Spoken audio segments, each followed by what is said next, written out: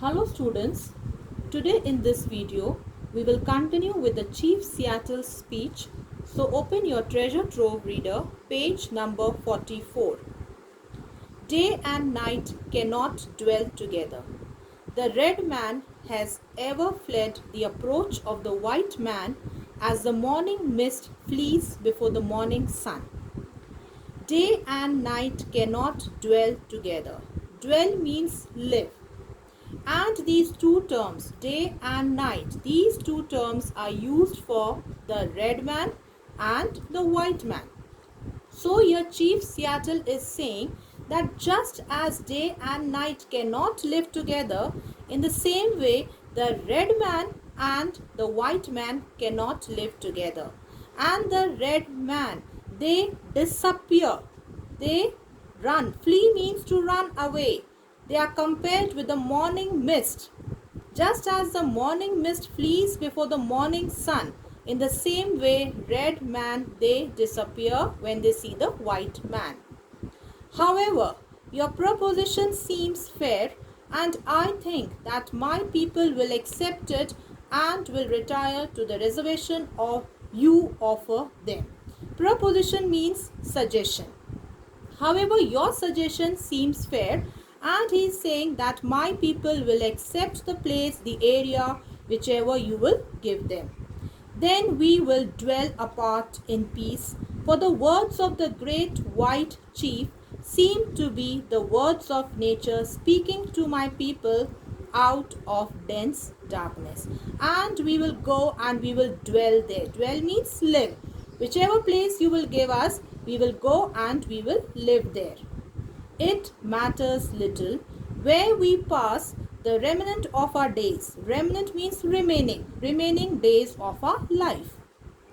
They will not be many. The Indians' night promises to be dark. Indians here means the red Indians. Their nights will be dark. Not a single star of hope hovers above his horizon. So not a single star of hope. Hovers means hangs, cannot see any hope. Sad voiced winds moan in the distance.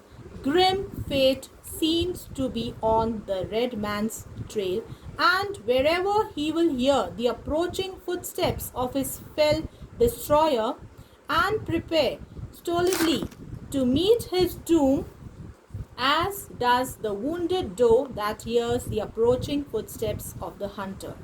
Doe means female deer. When the wounded female deer hears the approaching footsteps of the hunter, she knows that her death is approaching, coming towards her. She will very soon meet her doom. Doom means her destruction, her death. A few more moons, a few more winters, and not one of the descendants of the mighty host that once moved over this broad land or lived in happy homes protected by the Great Spirit will remain to mourn over the graves of a people once more powerful and hopeful than yours. But why should I mourn at the untimely fate of my people? So now here Chief Seattle, he is asking question. Why should I mourn at the untimely fate of my people? Untimely means before time. Why should I be sad? Tribe follows tribe and nation follows nation like the waves of the sea. It is the order of nature, and regret is useless. So it is useless to regret, to feel sad. Your time of decay may be distant, but it will surely come, for even the white man whose God walked and talked with him as friend to friend cannot be exempt from the common destiny. So here he is saying that very soon your time will also come. Your time of decay here means perish, end, may be distant, just now may be far, but definitely that time will also come.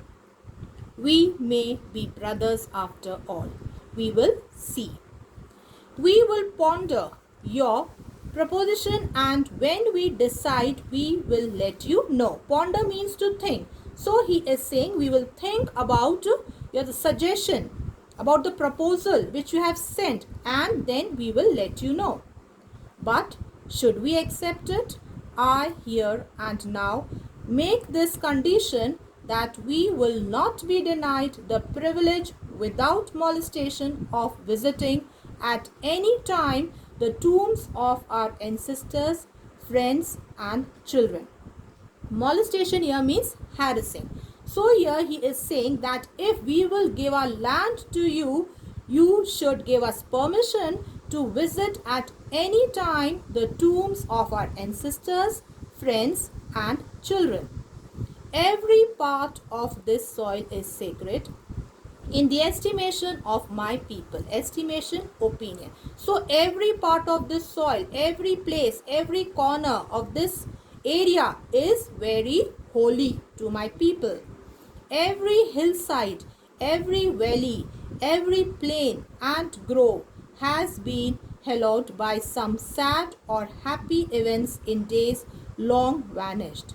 Even the rocks, which seem to be dumb and dead, as they swelter in the sun along the silent shore, thrill with memories of stirring events connected with the lives of my people, and the very dust upon which you now stand responds more lovingly to their footsteps than yours, because it is rich with the blood of our ancestors, and our bare feet are conscious of the sympathetic touch. So here he is saying that each and every corner of this place, even the rocks, even the shores, everything reminds us, tells us about the love of our ancestors.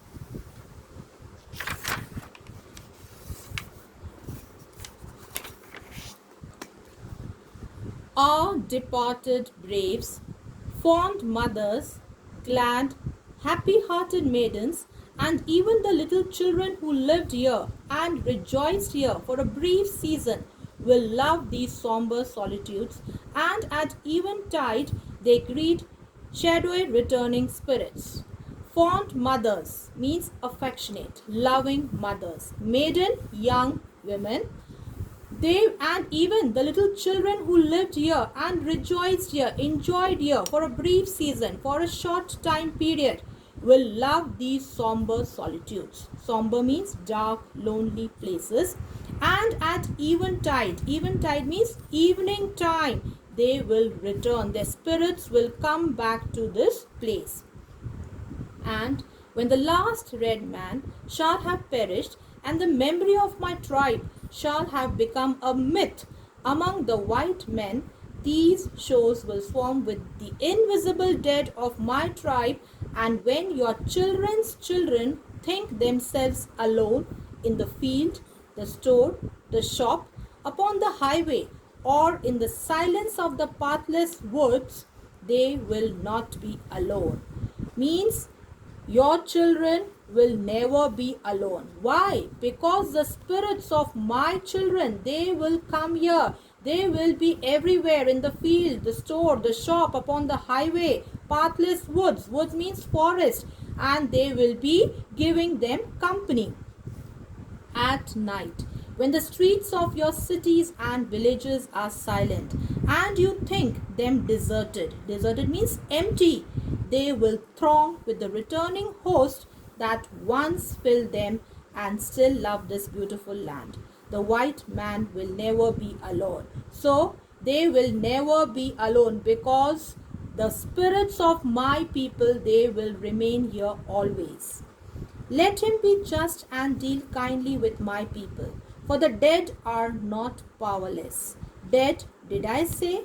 There is no death, only a change of worlds. Means after death, we just change our living place. Because where we go after death, we go to our Heavenly Father. We meet our Father. We stay there. So we just change the world. So this completes the Chief Seattle speech. Thank you. Take care. God bless you all.